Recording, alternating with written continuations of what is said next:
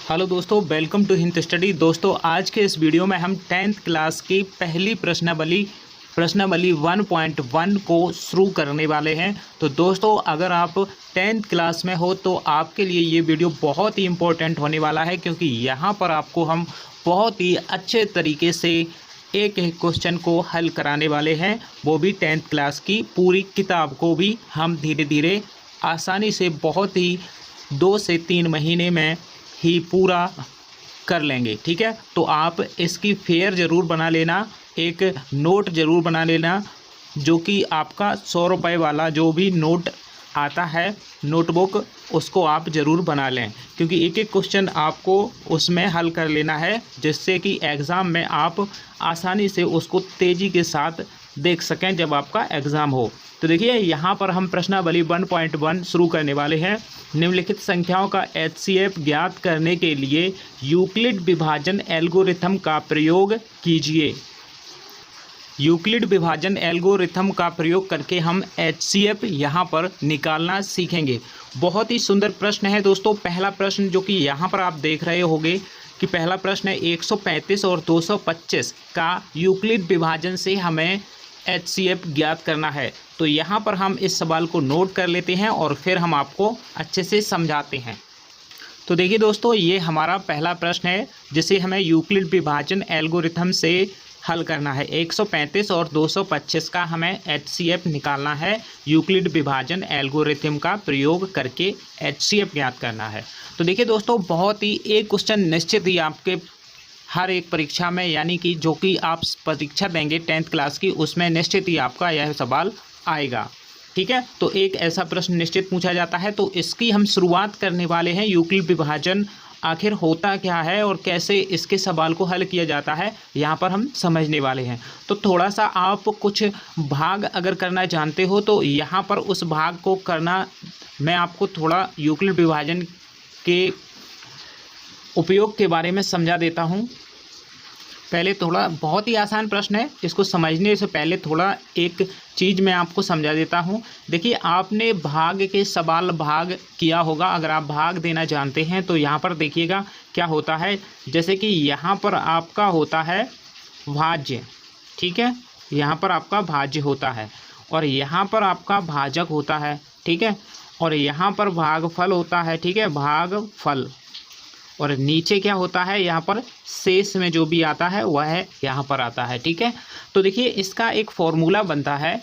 इसका फॉर्मूला क्या बनता है, भाजक यानी भाज्य जो कि यहाँ पर होता है, इसके बराबर क्या होता है, देखिए भाजक, ध्यान से समझिएगा दोस्तों, भाजक ऐसे कोई नहीं समझाएगा आपको, भाजक गुणा भागफल।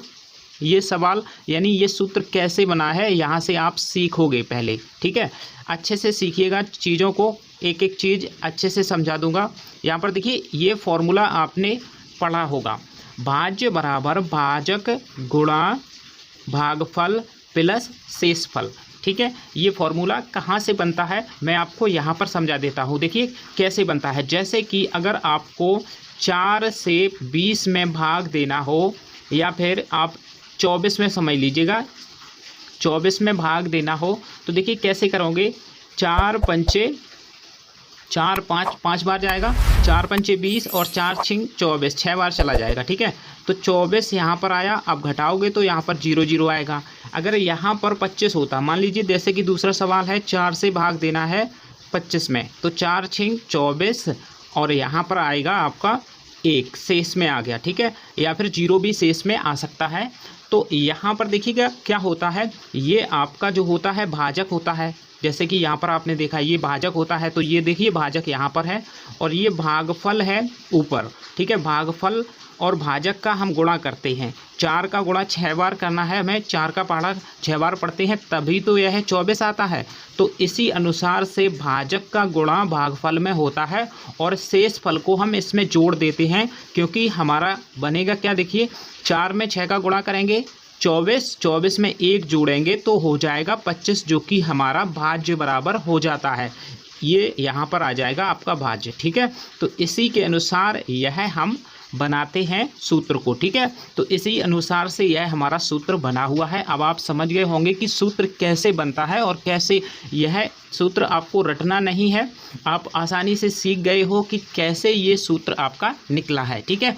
और अगर आप नहीं सीख पाए हो तो वीडियो को फिर से देख लीजिएगा वापस मैंने क्या कह रखा है, ठीक है। तो देखिए अब यहाँ से आपका यह पहला प्रश्न शुरू होता है, इसका हल हम देख लेते हैं यहाँ पर, ठीक है।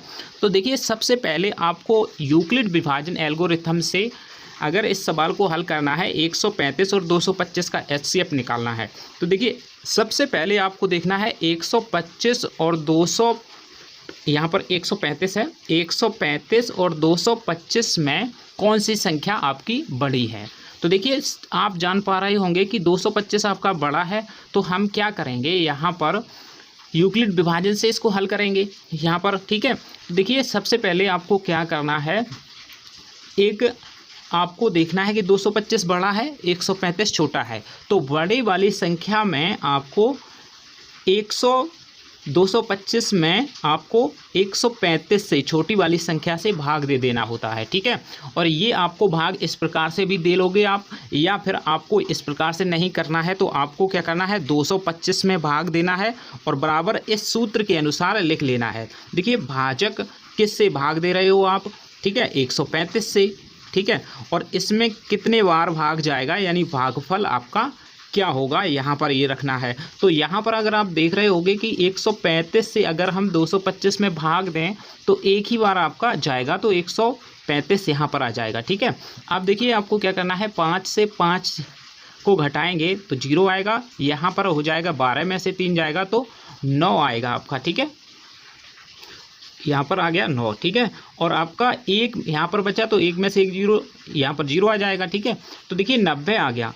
अब देखिए इसमें अब भाग नहीं जाएगा, यानी कि अब हम क्या करेंगे यूक्लिड विभाजन से, हमने देखिए एक बार गुणा किया किसमें 135 में, 1 से गुणा किया तो यह 135 हो गया, और 135 में अब शेषफल कितना आया 90 आया, तो यहाँ पर आपको 90 लिख देना है, ठीक है। तो इस प्रकार से यूक्लिड विभाजन को करते हैं, एक स्टेप हमारा पूरा हो गया, इस प्रकार से करना है। अब देखिए क्या करना होता है, अब ये 90 जो शेष बचा है, अभी हमारा HCF नहीं आया है दोस्तों, जब तक हमारा शून्य नहीं आ जाएगा शेषफल में तब तक हमारा HCF नहीं निकलेगा, ठीक है। तो इसलिए हम इसको शून्य शेषफल में लाने की कोशिश करते हैं। वो भी कैसे करोगे, देखिए 90 से आपको, अब 90 से आपको 135 में भाग दे देना है, ठीक है। यह यहाँ पर रख देना है, यह संख्या 135 और 90 से भाग दे देना है। तो देखिए आप देख पा रहे हो एक ही बार आपका फिर से इसमें 90 से भाग सिर्फ आपका एक बार जाएगा, 135 में भाग दोगे जब 90 से तो एक ही बार जाएगा, ठीक है। 5 यहाँ पर बचा और 13 में से 9 जाएगा तो कितना बचेगा बताइए, 4 बचेगा। तो यहाँ पर 45 आपका शेषफल में है। अब स्टेप आगे क्या होगा, दूसरा स्टेप आपका, जैसे कि हमने यहाँ पर 135 लाने के लिए हमने क्या किया, 90 से हमने एक बार गुणा करके और शेषफल में जो कि हमारा 45 बचा है इस प्रकार से 135 के बराबर किया, ठीक है। यानी कि 135 बराबर 90 में 1 का गुणा करेंगे 90 ही होगा और इसमें 45 जोड़ेंगे तो 135 ही आपका आएगा, ठीक है। तो अब देखिए अब आपका शेषफल अभी 0 नहीं आया है, तो आप क्या करोगे, फिर से इस 45 का इस 90 में भाग करोगे। तो देखिए आपको लिख लेना है यहाँ पर 145, यानी कि 45 से हमें 90 में भाग दे देना है, ठीक है। तो देखिए 45 से 90 में भाग करोगे तो आप देख पा रहे होगे 45 और 45 को जोड़ोगे यानी 2 का गुणा करोगे तो आपका 90 आ जाएगा। तो देखिए यहाँ पर अब घटाओगे तो यहाँ पर शेषफल में आपका 0 आ गया है। तो देखिए आपका यहाँ पर 45 से भाग दे देने पर 45 से तीसरा स्टेप आपका होगा, 45 से 2 बार गुणा किया आपका कितना आना चाहिए 90, और यहाँ पर 0 जो है आपका शेष में आ गया, ठीक है। अब देखिए शेष फल से आपको बार बार इसी प्रकार से जितनी भी बड़ी संख्या है इसी प्रकार से करते रहना है जब तक कि आपका शेषफल 0 ना आ जाए।